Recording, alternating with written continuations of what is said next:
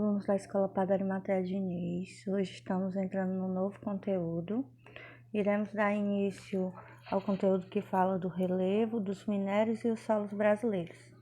Os principais tópicos desse capítulo serão a estrutura geológica do Brasil, as classificações de relevo por Haroldo de Azevedo, Aziz Abissab e Jurandir Rossi. E também falaremos em minério, mineral, províncias minerais do Brasil e do solo brasileiro. A panorâmica geral do relevo brasileiro. Como a gente vê aqui, ele é classificado em planaltos, planícies e depressões. Podemos caracterizar o relevo brasileiro como antigo e rebaixado. A selenilidade do relevo brasileiro, está relacionada principalmente à estrutura geológica do Brasil, uma vez que a morfologia, a parte externa do Brasil, a parte que fica para fora, o relevo, é mais recente.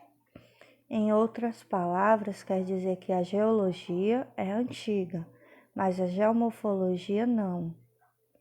Por enquanto, a estruturação e a consequência dos fatores endógenos do relevo e a esculturação, os produtos das forças exógenas que estão constantemente esculpindo a morfologia brasileira. O nosso relevo apresenta-se distribuído de formas em chapadas, serras, peneplanos, cuestas, entre outros. Genericamente são chamadas de planícies, planaltos e depressões. Temos então algumas atitudes e pontos culminantes no Brasil, ou seja, os pontos mais altos do Brasil. Em primeiro lugar temos o Pico da Neblina, segundo o Pico 31 de Março, terceiro o Pico da Bandeira, em quarto Pedra da Mina, quinto Pico das Agulhas Negras e sexto Pico do Cristal e sétimo temos o Monte Roraima. A estrutura geológica do Brasil.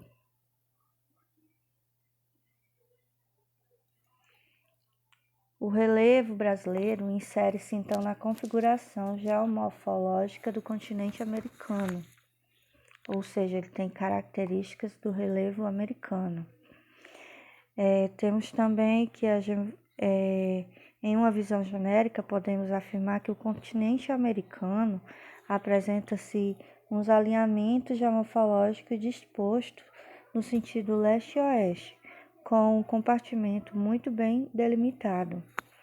A leste, nós temos então os velhos escudos, chamados de planalto.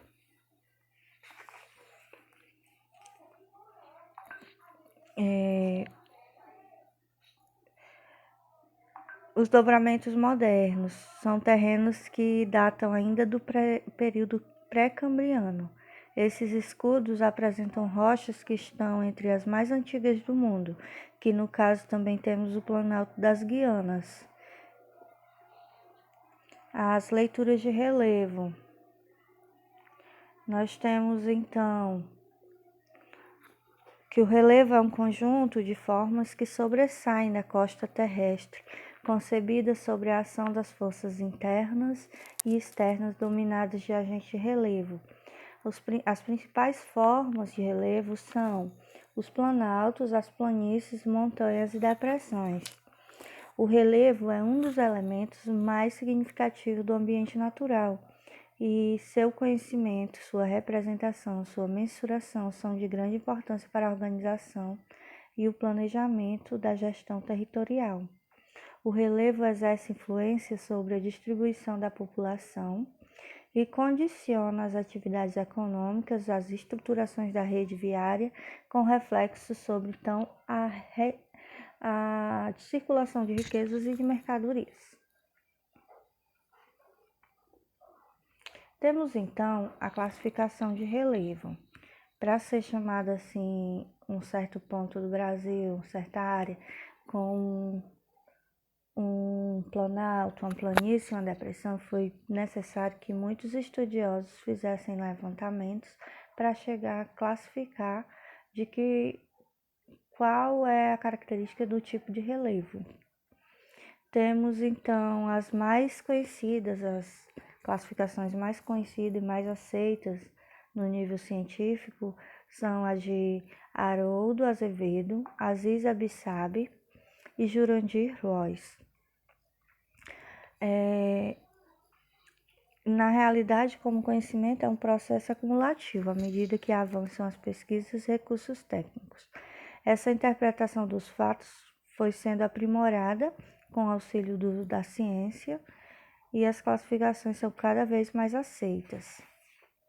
A classificação de Haroldo Azevedo, ele era professor da Universidade de São Paulo. De 1910 a 1974, ele produziu alguns estudos sobre o relevo brasileiro. E até então era bastante comum utilizar o geógrafo Delgado de Carvalho, que era um precursor da classificação geomorfológica e da sistematização do ensino da geografia no Brasil. Ou seja, Haroldo de Azevedo, ele se inspirou no estudo desse geógrafo chamado Delgado de Carvalho, se espelhou nesse estudo que ele havia levantado.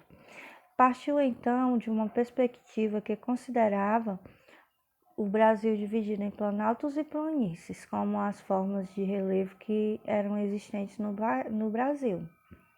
Haroldo de Azevedo realizou uma classificação que define o planalto como a forma de relevo que é dominante no Brasil. Outro geógrafo que estudou a classificação do relevo brasileiro foi Aziz Abissab. Em 1960, ele era um dos principais geógrafos brasileiros geomorfológicos. Aziz Abissab foi de 1924 a 2012. Ele aperfeiçoou a proposta de Haroldo de Azevedo, colocando mais peso na influência morfológica. O relevo brasileiro, Aziz Abissab pesquisou intencionalmente o Brasil em expedições e produziu números de trabalhos científicos considerados a base da compreensão do espaço físico do país. Ele partiu então da classificação do seu antecessor. Ele manteve uma série de unidades, batizada então por Haroldo de Azevedo, mas modificou algumas. O Planalto Nordestino e o Planalto do Maranhão e do Piauí e as serras e planaltos leste-sudeste, em substituição do Planalto Atlântico, diminuiu a área do Planalto Central e transformou a planície dos Pampas, classificado por Haroldo de Azevedo, em Planalto do Uruguai. Agora, a mais recente é a de Jurandir Royce. Ele pegou a ideia de Haroldo de Azevedo, a de Aziz Abissab, e ele, através de um projeto que era o Rwandão Brasil, ele era membro, ele viajava o Brasil em expedição, ele mapeou, então, o país em 1970, utilizando imagens de radar, ou seja, com mais tecnologia. O geógrafo paulista elaborou então uma nova classificação, como macros unidades de relevo. A grande contribuição dessa nova proposta está no apontamento então das depressões relativas, como parte essencial da morfologia brasileira. Fato até que então é pouco difundido, porém os planaltos continuam em destaque, mesmo nessa nova leitura. Observando as três classificações, não restam dúvidas de que a classificação de Haroldo de Azevedo é mais generalizada, enquanto a de Jurandir Royce é mais complexa e detalhada. Ele fez micro-regiões, como ele aponta no seu estudo.